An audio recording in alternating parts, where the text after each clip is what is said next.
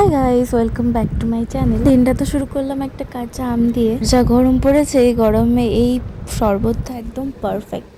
আর এই শরবতটাকে বানিয়েছে বলো তো? এই যে আমার পাশে যে খাচ্ছে, বিশ্বাস হচ্ছে না না, এই বানিয়েছে, সত্যি বলছি। এইটুকু মেয়ের কত প্রতিভা দেখেছো? ও আরও কিন্তু অনেক কিছু করতে পারে, সব শেয়ার করবো আজকে। সন্ধ্যাবেলা তো একটু বেরিয়েছিলাম, যাচ্ছি এখন দিদাবাড়িতে। আর দিদাবাড়ি নেমেই তো খেয়ে নিয়েছিলাম একটা ফুচকা। এনার ফুচকা আমার ভীষণ ফেভারিট। তারপরে একটা কাঠি ভাজা আর পাস্তা পাঁপড় কিনে চললাম বাড়ির উদ্দেশ্যে, আই মিন দিদাবাড়ির উদ্দেশ্যে। স্টেশন থেকে ওই 2 মিনিট হাঁটা পথ মাত্র, প্রায় চলেই এসেছি। অ্যান্ড চলে এসে ফ্রেশ হয়ে একটু রিল্যাক্স ভাবে বসে একটু টিভি দেখছিলাম, বিকজ ফোনে তো রিচার্জ ছিল না, কি করব।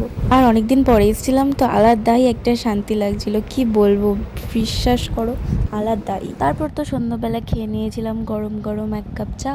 তারপর মাঝে একটু পাঁপড় টাপড় খেয়েছিলাম, সেগুলো আর ক্যাপচার করা হয়নি। আর রাতে ডিনার করবো এই 2টো রুটি আর এই আলু আর কুমড়ো তরকারি। তো যাই হোক, আমার ভাত তো দিন শেষে চাই। তো তারপর বসে পড়লাম ভাত নিয়ে, আর সাথে আছে সিম্পল একটা ডিনার, টমেটোর ডাল, ডিম ভাজা আর 2টো পটল ভাজা।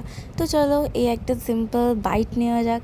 প্রথমে একটু পটল ভাজা নিলাম, তারপরে একটু ডিম ভাজা, আর সাথে একটা সুন্দর বাইট। তো এটা দিয়ে আজকে ডিনার করলাম। তো ডিনার তো কমপ্লিট। এবার একটু ফ্রেশ হয়ে আসলাম, ফ্রেশ হয়ে হালকা ফুলকা একটু নাইট কেয়ার করে নিলাম, করে নিয়ে এখন বাই, দেখা হচ্ছে নেক্সট শর্টসে।